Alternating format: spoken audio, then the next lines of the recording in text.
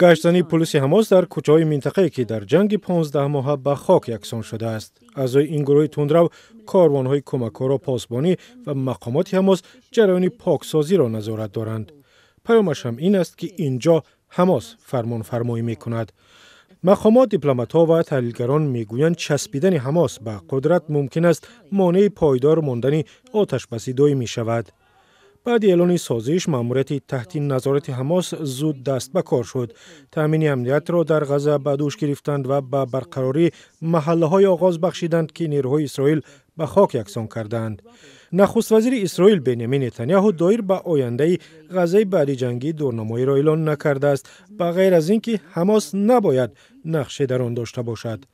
بنیامین نتانیاهو همچنین گفته است که با تشکیلات خودگردان فلسطینی تحت حمایت غرب که در بخشی از کناره باختری رود اردن حکومت میکند، با رهبران فعلیش نباید باور کرد.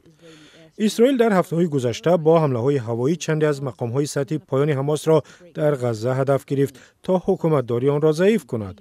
ولی دفتر مطبوعات حکومت غزه گفت که مأموریت حماس به فعالیت خود ادامه می‌دهد.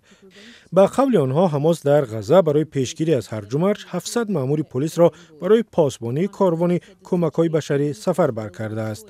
با قول یک تحلیلگر این وضع برای اسرائیل فقط یک انتخاب می‌گذارد: یا جنگ را در آینده سر بگیرد یا به حماس اجازه بدهد مدیریت را به دست تشکیلات خودگردان فلسطین بسپارد.